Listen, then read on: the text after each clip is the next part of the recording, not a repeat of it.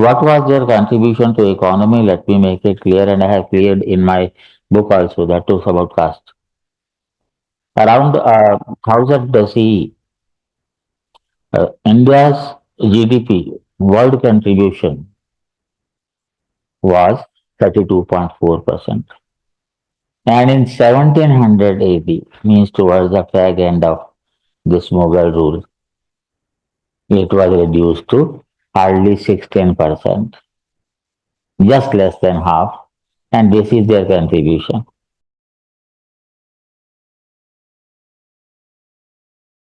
Friends, last time when I made that video from Somnath to Sambal, I told you that I'll be making a video on Sufis, and thereafter, if you desire more, you can ask for it, and if you are not, then let it be.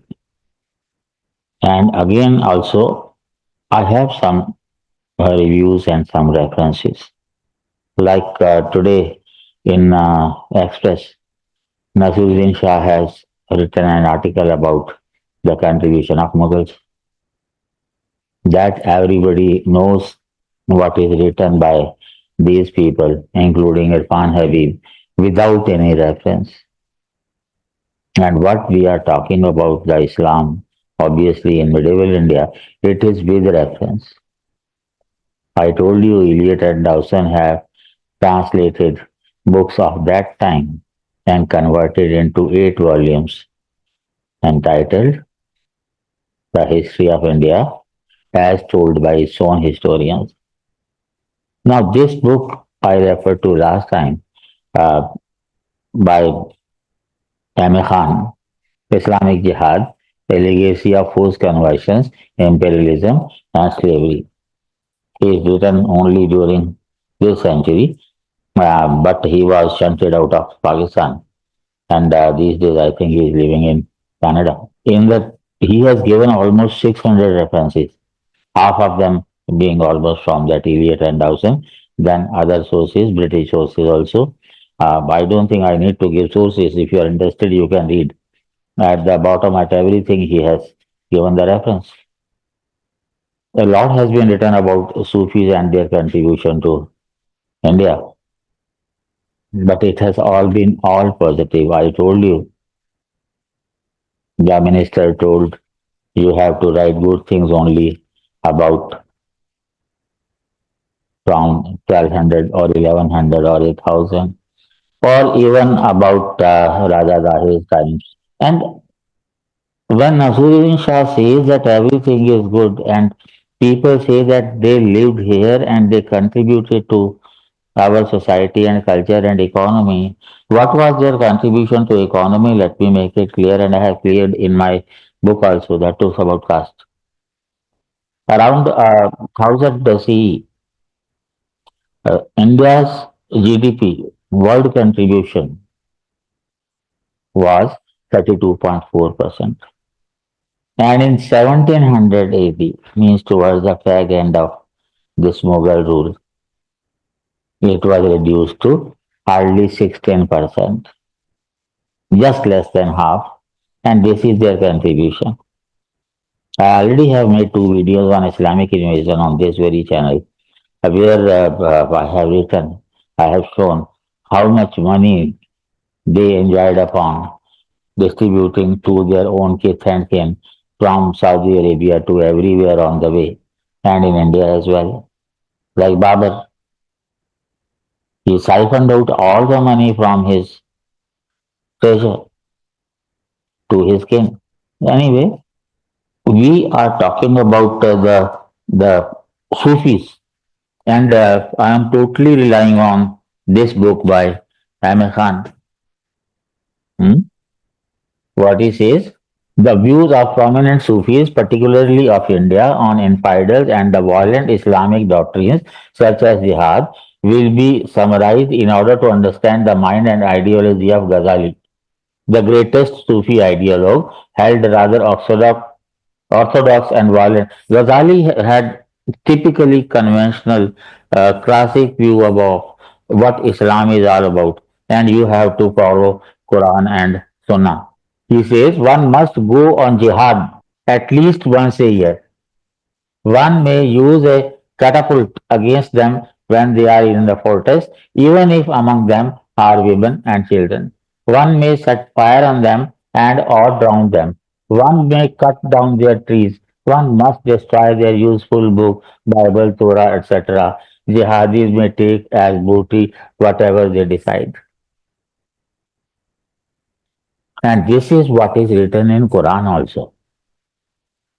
I mean, for references, if you are interested, you can visit any ex-Muslim channel. You can go to Sahil or you can go to Adam Seeker. You can go to Quran Wala, Sachwala they call. You can go to even Pakistani channels. You can go to Zafar Heretic, choice is yours. They can give you all the details. My details are here also in the book, and the book is available on Google. Hmm? They can clearly it is. Quran gives you choice. When you are on jihad, the other people they are given a choice. Either convert or pay jizya or fight. Obviously, others are not ready to fight. What is the solution? They will tell again. The Jews, Christians, and the Magians must pay the jizya. One offering the jizya, the dhimmi must hang his head while the official takes hold of his beard and hits on the protuberant bone beneath his ear. It's so humiliating. People say that jizya is like a tax. That is the escape. Actually, the fact is it is not true. Tax is paid on a certain amount after you have reached a level. Let us say in India till now 5 lakh beyond was tax. Now it is 12 lakh beyond is the tax. So everybody has not to pay. Below that you don't have to pay tax. Jizya has to be paid by every adult non-Muslim. And as per Islam, adult is once the person has pubic hair, correct. Means in girls menarche has reached and in boys also that at the level when you enter the adolescence. You have to give. If let us say you have a poor Muslim in one house, in other house you have a poor non-Muslim, and it is an Islamic rule. The poor Muslim will get grant from the state if it is an Islamic country, and the poor Hindu has to pay jizya. Compulsorily, it has to be. So there is a difference between the two. The poor in Islam they get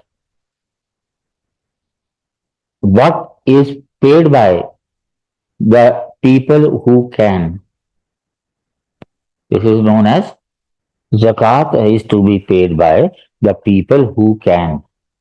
And also there are terms and conditions. You have to pay zakat from the surplus that you have.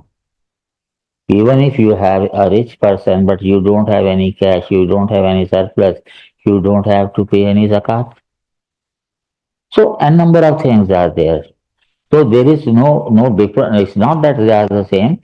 Absolute difference is there. The non-believers or non-Muslim have to pay jizya and in an insulting manner.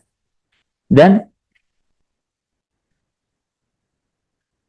he follows up with the prescribed number of standard disabilities for the themes. He writes, they are not permitted to ostensibly display their wine and church bell. Their houses may not be higher than that of a Muslim, no matter how low that is. The dhimmi may not ride an elegant horse or a mule. He may ride a donkey if the saddle is of wood. He may not walk on the good part of the road. They have to wear patches. फटे हुए कपड़े पहनने हैं and even in the public bath they must hold their tongue. Reference is given there. The prominent Indian Sufis, etc., they didn't leave a comprehensive commentary about their ideas of non-Muslims, but whatever emerges from Nizamuddin Auliya, our Nizamuddin, you can say, taking the Orthodox line, condemned the Hindus to fire of hell, saying the unbelievers at the time of death will experience punishment. At that moment, they will profess belief, but it will not be reckoned to them as belief because it will not faith in the unseen. ये तो कुरान में भी है. Allah says that I have to fill the hell with non-believers and women. Women, I don't know why women, but hmm, will also go to hell despite the fact अगर आप last moment पे if you start professing, still that will not be acceptable. He created paradise and hell for believers and the infidels in order to repay the wicked what they have done. इस्लाम में सबसे बड़ा गुनाह है non believer. If you do not believe Allah and you consider anybody else equal to Allah, शिर्क होता है बराबरी करना अल्लाह की. सो अगर आप शिर्क कर रहे हैं, like if you are believing in church, if you are believing in Hinduism और Judaism, anything you consider parallel to or better than Allah, you are committing a shirk. Hmm? He did not only believe in a warring with the unbelievers, he came to India with his followers to engage in it. He participated in a holy war commanded by Nasiruddin Kebacha in Multan. ये सारा जो है वो he is participating in that. Auliya used to accept large gifts sent by Sultan Alauddin from the spoil plundered in jihad expedition and proudly displayed those at his Khanka lodge.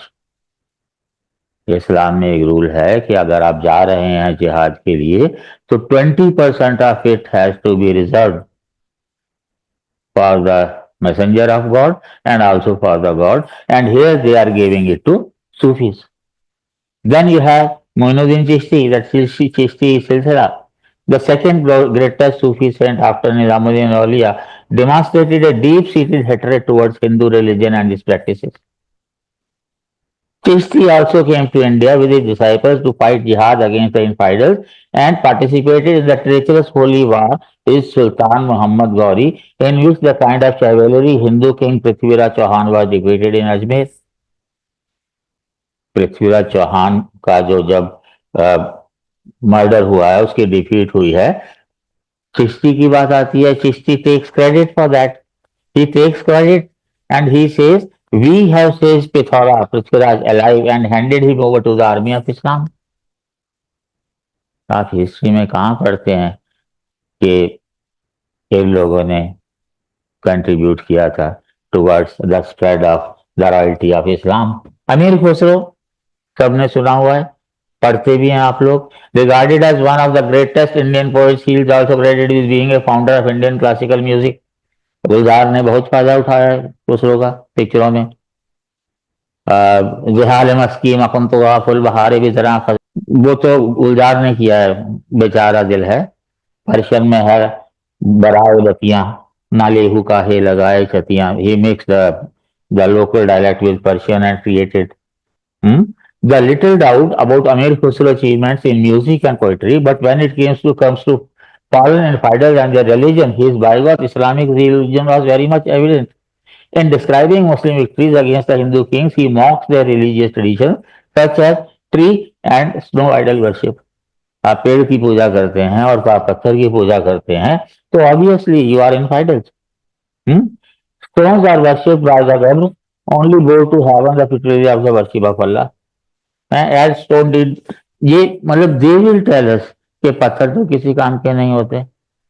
You can raise a question that where is the identity of prophet, where is the identity of Allah. In no history book of 7th century you find the reference of the two. You find them in 8th century.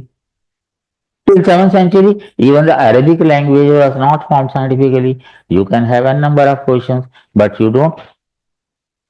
Amir Khusrau showed delight in describing the barbaric slaughter of the Hindu captives by Muslim warriors, describing Khizr Khan's order to massacre 30,000 Hindus in the conquest of Chittor in 1303. He gloated, praise be to God, that he so ordered the massacre of all chiefs of Hind out of the pale of Islam by his infidel smiting sword. In the name of this caliph, that heterodoxy had no right in India. He took poetic delight in describing Malik Kafur's destruction of a famous Hindu temple in South India and the grisly slaughter of the Hindu and the priests therein. Eliot and Dyson, page volume 3, page 387. At places I have used it, Lal is there again, Eliot and Dyson again it is there. But you can easily find the references if you are reading. He wrote, the whole country, by means of the sword of our holy warriors, has become like a forest denuded of its thorns by fire. Islam is triumphant, idolatry is subdued. Had not the law granted exempt from death by the payment of the poll tax, the very name of Hindu root and branch would have been extinguished. This is an important point. अगर जजिया नहीं होता, then whole of the country would have been converted to Islam. They did everything. I told you three things are there: convert, pay jizya, or fight. In India, people paid jizya to such an extent that despite all the efforts of Aurangzeb, he couldn't convert a large number. Yet, how much the amount? The total contribution of jizya in the budget of Aurangzeb was about 16%. Despite doing all this, Aurangzeb declared anybody who becomes a Muslim will be paid 4 rupees for men and 2 rupees for women. And still many people didn't come forward. Indians had wealth, that's why they could pay. Still, 16% was the contribution to the world GDP. And because so many people got converted in Aurangzeb times, that the contribution of jizya started coming down, and the state became so poor because of lack of that fund that even the soldiers, they were not paid their salary for 3 months. And they say that if Islam was that cruel, then why whole of India? If whole of India, talk about other countries in Arab countries. Within 50 years after the death of Prophet, how many countries became Muslim? You have recent information, you have Laos, you have even Afghanistan is the most recent one. The district that was called the Paris of West Asia till 1970s, Jordan. But what happened in a decade? What is happening in Bangladesh? I have to tell you. It happens. The moment they become 30%, Prophet says, when you are in power, don't listen to anybody. And this is what they have been doing. And this is what we have to learn also. Fine? Amir Khusrau described many instances of barbaric cruelty, but nowhere did he show any sign of grief or remorse, only gloating delight. While describing those acts of barbarism, he invariably expressed gratitude to Allah and glory to Moinuddin for enabling the Muslim warriors achieve those glorious feats. We can go on and on. The list is full. Sufis were particularly important in achieving almost total conversion in East Bengal. You can give example. The more elaborate one I tell is the Shah Jalal, Sheikh Shah Jalal, the other great Sufi saint. When Jalal came to settle in Sylhet, in East Bengal, now Bangladesh, it was ruled by a Hindu king named Gaur Govind. Before he arrived in Bengal, Sultan Shamsuddin Firoz Shah, दो बार वो जो है हारा. Then came the Sufi sant with 360 followers to participate in the jihad. Shah Jalal reached Bengal with his followers, joined the Muslim army. In the fierce battle that ensured King Gaur Govinda was defeated, according to the traditional stories, the credit of the Muslim victory goes to Shah Jalal and his followers. उसके बाद जब आपस में agreement हुआ, then this Sufi man, he asked for the son of the king Govinda, who was hardly 12. He converted him into Muslim and taught him the way they were taught. And thereafter, he became such a furious Sunni, that king, that he literally enforced everybody to be a Muslim, and hundreds of thousands of people they left Bengal. Hmm? Okay? Interestingly, he forced Ganesha to abdicate, and Ganesha's 12-year-old son Jadu was converted to Islam and placed on the throne under the name of Sultan Jalaluddin Muhammad. This conversion by a Sufi saint, call it peacefully or at the point of sword, proved a boon for Islam. The Sufi, as also ulama, trained the converted young sultan in Islam so well that he became a bloody converter of and fighter to Islam through extreme violence. There took place, says the Cambridge History of India, a wave of conversions in the reign of Jalaluddin Muhammad. About Jalaluddin's distinguished role in converting the Hindus of Bengal to Islam, Dr. James Walsh wrote in the Journal of Asiatic Society of Bengal that the only condition he offered was Quran or death. Many Hindus fled to Kamrup and jungles of Assam, but it is nevertheless possible that more Mohammedans were added to Islam during these 17 years than in the next 300 years. More Hindus were added in these 17 years. Professor Ishaq Hussain Qureshi makes an interesting observation that Sufis in Bengal played a significant missionary role in converting Hindus and Buddhists, but in an orthodox line. What they did, all these Sufis, whether there was a Buddhist monastery or Hindu temple, they will convert it into an Islamic structure, Khanka, and there they will do good to the people. One important question that is raised in the book, all it is full of that only. The question raised is that these Sufis, they didn't know local language. The local language, they didn't know their language. How could peaceful means be there for conversion of these people? Hmm?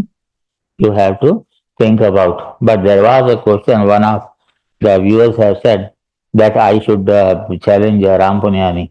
I don't think who the person you are talking about. He never talks with a reference. The way all these people are as Sharma, D.N. Jha, Romila Thapa, the way they talk. Ram Punyani also talks. But it appeals to those people because our mindset has been conditioned for the last 17 years. I do not talk without references, and they do not talk with references. That is the issue. But Sufis, they did more harm to our Indian culture than did the Rais because they hit from the front, and these Sufis they hit from the back, and poor Indians could not understand what they were and what was they were doing, what they were doing. And now, if you think, actually, very few comments are there. My viewers are they don't like commenting. I don't know. At least you can give thumbs up or thumbs down. I can understand whether I should continue. Otherwise, I'll be making other videos. Thank you.